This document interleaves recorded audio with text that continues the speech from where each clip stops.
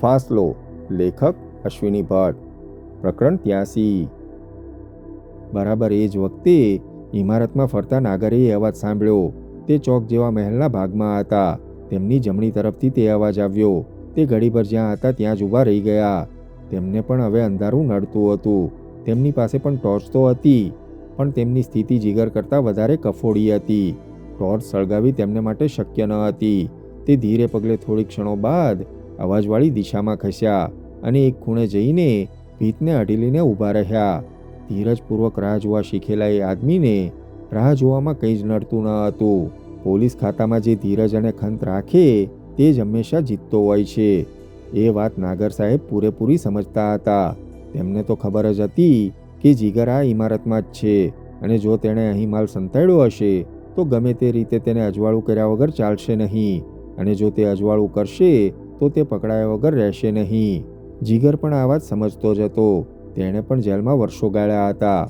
પોલીસનો તેને પૂરો અનુભવ થઈ ચૂક્યો હતો. પોલીસની દ્રષ્ટિએ તે પણ વિચારી શકતો હતો. અલબત્ત તેને એ ખ્યાલ ન હતો કે રૂઠી રાણીના મહેલ પર મધમાખીઓનો અભ્યાસ કરનારો કોઈ ભેજાગેપ વૈજ્ઞાનિક નહીં, પરંતુ ડીએસપી નાગર આવ્યા છે. તેમ છતાં તે કોન્શિયસ હતો. તે કોઈને પણ શંકા આવે તેવું કરવા માંગતો ન હતો. તે પગથિયા પરથી લપસ્યો હતો. સડી ગયેલું બારણું પછડાયું હતું. ટોર્ચ બંધ કરીને તે ઊભો રહી ગયો. નાગર કળી ન શક્યા કે કશુંક તૂટવાનો અવાજ કયા કમરામાંથી આવ્યો. ખંડેરમાં અવાજો પણ ગરબડ ઊભી કરતા. તેમ છતાં તેમણે એક અંદાજ કાઢ્યો હતો કે અવાજ જમણી તરફથી આવ્યો હતો.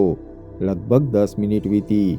નાગરને એકાએક વિચાર આવ્યો કે કદાચ જો જીગરને ખ્યાલ આવ્યો હશે કે તેની પાછળ કોઈ આવ્યું છે તો એ પૂરી ચોકસાઈ રાખશે. એટલું જ નહીં, પણ તે કદાચ સવાર સુધી કશું જ કર્યા વગર બેસી પણ રહે. જીગરનો તેમને અનુભવ હતો. બેંક ઓફ મેવાડની લૂંટ કેસમાં સંડોવાયેલા અન્ય યુવાનો કરતાં તે જુદી માટીનો હતો. તેણે કેસના અંત સુધી માલ સંતાડ્યો છે તેવી વાત ક્યારે પણ સ્વીકારી ન હતી. તેમણે થોડી વધુ રાહ જોઈ અને પછી એકાએક નિર્ણય લીધો. ટોર્ચ સળગાવી. એટલું જ નહીં, પણ ઇમારતના ખૂણે ખૂણે અજવાળું નાખી જોયું. ખોખારો ખાધો, ઉધરસ ખાધી, સિગરેટ પણ સળગાવી અને ભારે પગલે પાછા વળ્યા. એટલું જ નહીં, ઇમારતના બારણા આગળ આવીને તેમણે મોટેથી બૂમો પાડી, અરે બાવાજી, ક્યાં ગયા બાવાજી? જીગરે અવાજ સાંભળ્યો. એ અંધકારમાં જ સ્તબ્ધ થઈને ઊભો રહી ગયો. તેને એ અવાજ પરિચિત લાગતો હતો, પણ એ કળી શકતો ન હતો. તે કાન સરવા રાખીને સાંભળી રહ્યો. થોડી વારે નાગરે બૂમો પાડી. દક્ષિણ તરફના ઓટલા પર પોતાની મઢુલી જેવી જગ્યા બનાવીને ચારપાઈ સૂતેલો પેલો બાવો ઊભો થયો. ક્યાં હૈ? કહીને તે અંદર આવ્યો. નાગર સાહેબની ટોર્ચના અજવાળે તે ઊભો રહ્યો. આપની પાસે એકાદ મોટી ટોર્ચ છે? મારી પાસે નાની ટોર્ચ છે, પણ તેનાથી કામ નહીં ચાલે, નાગરે મોટેથી કહ્યું. અરે સાબ, મારી પાસે ટોર્ચ ક્યાંથી હોય? બાવાએ કહ્યું. એક ફાનસ છે તમારે જોઈતું હોય તો? ફાનસ કામમાં નહીં આવે, પેટ્રોમેક્સ હોય તો ચાલે. થોડી મીણબત્તીઓ છે, બાવાએ કહ્યું. નહીં, મીણબત્તીઓથી પણ મારું કામ નહીં ચાલે. મને એમ હતું કે અહીં તો કોઈ રહેતું હશે જેની પાસે મોટી ટોર્ચ કે પેટ્રોમેક્સ હોય. 2-4 ટોર્ચ કે પેટ્રોમેક્સ વગર રાત્રે મધપુડા જોઈ નહીં શકાય. એ બધું લઈને કાલે જ આવવું પડશે, નાગરે કહ્યું અને ઉમેર્યું. જય રામજી કી, કાલ રાત્રે જ આવીશ. તમારે અહીં સૂઈ રહેવું હોય તો મારી ચારપાઈ છે. નહીં બાબા, હું તો નીચે ચાલી જઈશ. અંધારામાં તમને ફાવશે નહીં? અરે મને તો આદત છે, અને આ ઉપર આવવા માટેનો રસ્તો તદ્દન ક્લિયર છે. 15 મિનિટમાં તો હું ઉતરી જઈશ, કહીને નાગરે ચાલવા માંડ્યું. અચ્છા બાવાજી, ઘણો આભાર, કહીને તેમણે ટોર્ચ સળગાવીને ચાલવા માંડ્યું. જીગરને શાંતિ વળી. તેણે ટોર્ચની રિફ્લેક્ટર ગ્લાસ પર હાથ મૂક્યો અને ટોર્ચ સળગાવી. સાચવીને પગથિયા ચડીને માથા પર ઝળુમતા એક મધપુડા સાથે માથું ટકરાઈ ન જાય તેમ નીચા વળીને તે બહાર આવ્યો. પહાડીની ચોખ્ખી હવાથી તેના નાકને રાહત થઈ. તે ધીરેથી લપાઈને ઇમારતના મુખ્ય પ્રવેશદ્વાર પર આવ્યો. સીટીઓ વગાડીને ટોર્ચના અજવાળે ઢોળા ઉતરતા આદમીનું શર્ટ તેને દેખાતું હતું. તે ઝડપથી પાછો આવ્યો અને ભોંયરાનો દાદર ઉતર્યો. હોલડોલમાંથી મીણબત્તીનું પેકેટ કાઢ્યું અને તેણે મીણબત્તીઓ સળગાવીને એવી રીતે મૂકી કે જેથી તેનું અજવાળું દાદર પર ન આવે.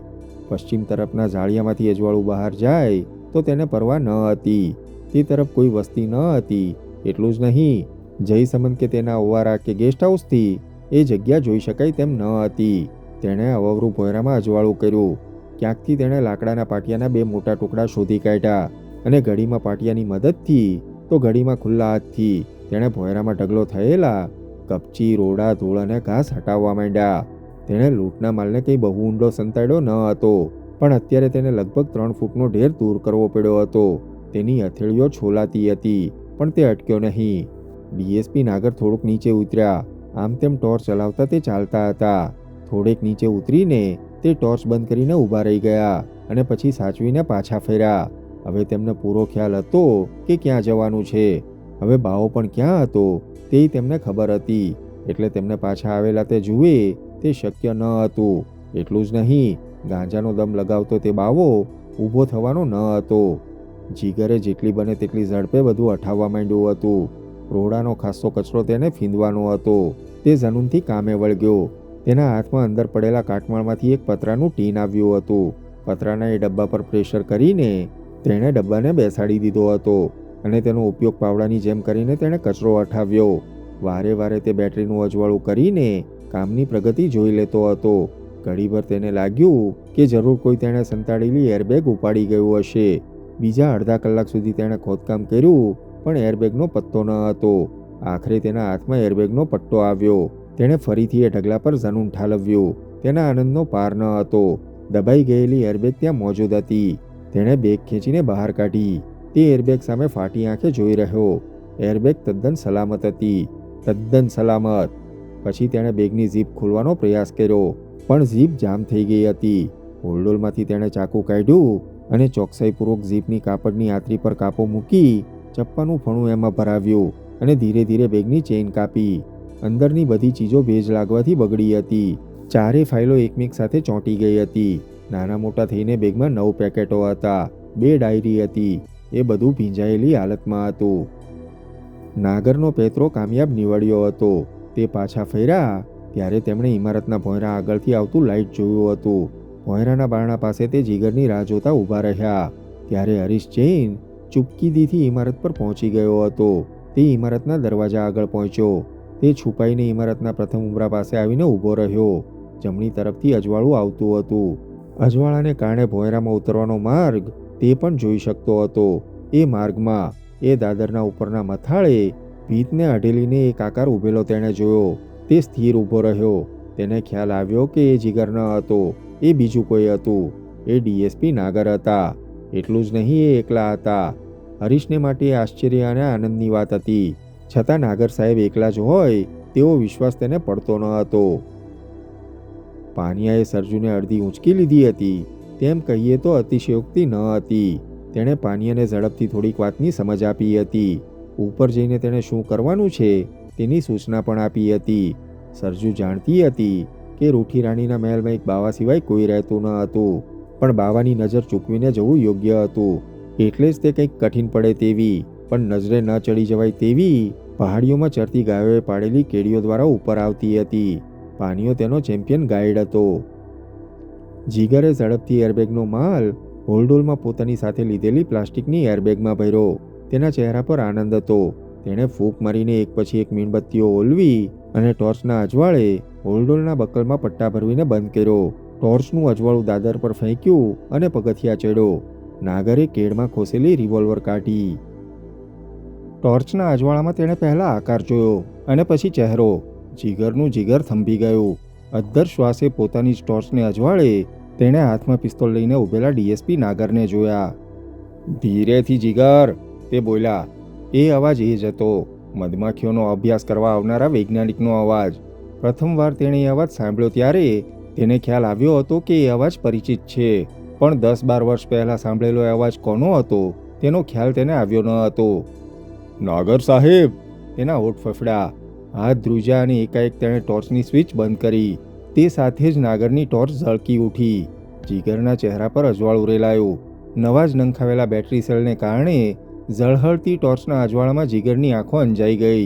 તેના એક હાથમાં પોતાની ટોર્ચ હતી અને બીજા હાથમાં મોટો હોલ્ડોલ.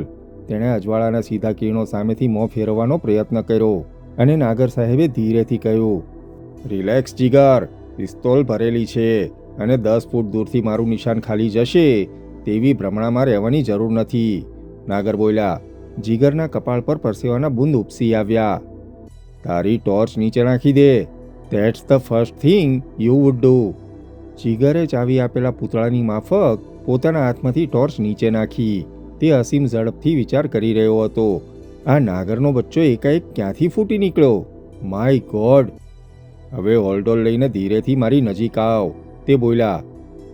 નાગર સાહેબ, યુ હેવ નો રાઇટ.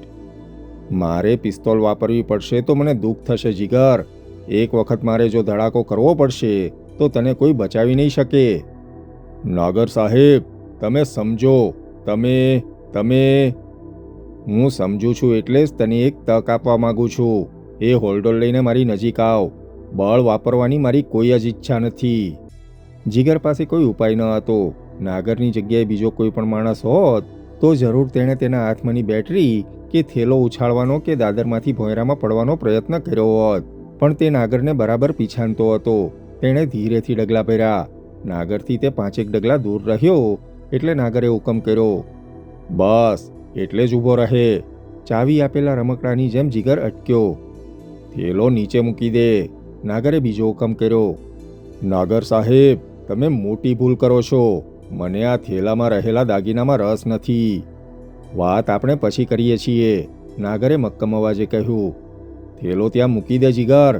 જીગરે થેલો નીચે મૂક્યો. નાવ મૂવ બેકવર્ડ્સ, નાગરે હુકમ આપ્યો. જીગર એક ક્ષણ ઊભો રહ્યો. નાગર સાહેબ, તમે, જીગર બોલવા ગયો પણ તે પહેલાં નાગરે કહ્યું. આપણે ઘણી વાતો કરવાની છે જીગર, પણ અત્યારે નહીં. અત્યારે માત્ર હું કહું તેમ તારે કરવાનું છે. પાછો હટ, ધીરેથી. 1 2, નાગરે ગણવા માંડ્યું. જીગર ન છૂટકે પાછો હટ્યો. સહેજ ડાબી તરફ જીગર, નાગરે બીજો હુકમ છોડ્યો. બસ, ત્યાં જ ઊભો રહે. અને હવે હાથ ખિસ્સામાં, પાટલુનના ખિસ્સામાં. જીગરે ખિસ્સામાં હાથ નાખ્યો. તેના એક ખિસ્સામાં માચીસ હતી, થોડું પરચુરણ હતું અને ગેસ લાઇટર હતું. બીજા ખિસ્સામાં ગળી વાળેલો રૂમાલ હતો. ખિસ્સામાં હાથ રાખીને તે ઊભો રહ્યો. નાગરનો હુકમ પાળવામાં અત્યારે શાણપણ હતું. જીગર પણ જમાનો જોઈ ચૂકેલો જવાન હતો.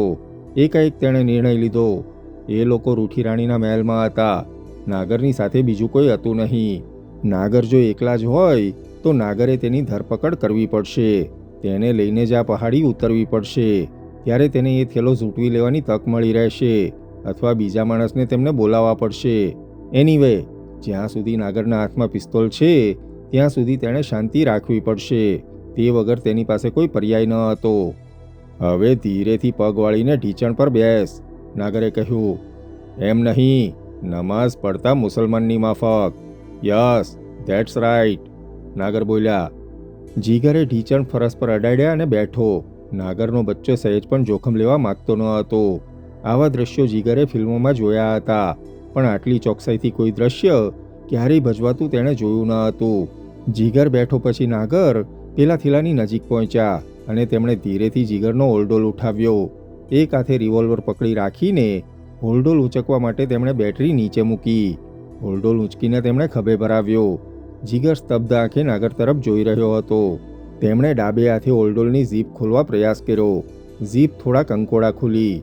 તેમણે બીજો હાથ વાપર્યા વગર છૂટકો ન હતો. નાગર સહેજ ખચકાયા. જીગરની માફક જ તે પણ ધીરેથી નીચે બેઠા. બંને ઢીંચણ વચ્ચે હોલ્ડોલ ભરાવ્યો અને ડાબે હાથે ઝીપ ખોલી. નાગરને ખાતરી હતી કે જીગર હોલ્ડોલમાં જરૂરી બધી જ ચીજો લઈને આવ્યો હશે. તેમણે ડાબો હાથ હોલ્ડોલમાં નાખ્યો. હોલ્ડોલમાં પ્લાસ્ટિકની એરબેગ હતી. તેમાં ભરેલા પેકેટો નીચે હાથ નાખીને પ્લાસ્ટિકની દોરીનો દડો પકડ્યો. હરીશ જઈને આખું દ્રશ્ય જોયું હતું. સૂર્યાસ્ત થઈ ગયો હતો. અંધારું છવાઈ ગયું હતું. પણ નાગરની ટોર્ચને કારણે હરીશ તેમને જોઈ શકતો હતો. એટલું જ નહીં, પરંતુ જીગરને પણ એ જોતો હતો. બોટ હાઉસમાં નાથુસિંગે જો તેને અનાયાસ કહ્યું ન હોત તો તેને ખ્યાલ ન આવત કે ડીએસપી નાગર પણ અહીં જ છે. અને એટલે જ રૂઠી રાણીના મહેલ પર તે પહોંચ્યો ત્યારે હરીશ નાગરને તરત જ પીછાની ગયો હતો. જીગરને નાગર સાહેબે બરાબર સકંજામાં લીધો હતો. તે હરીશ જૈન જોઈ શકતો હતો.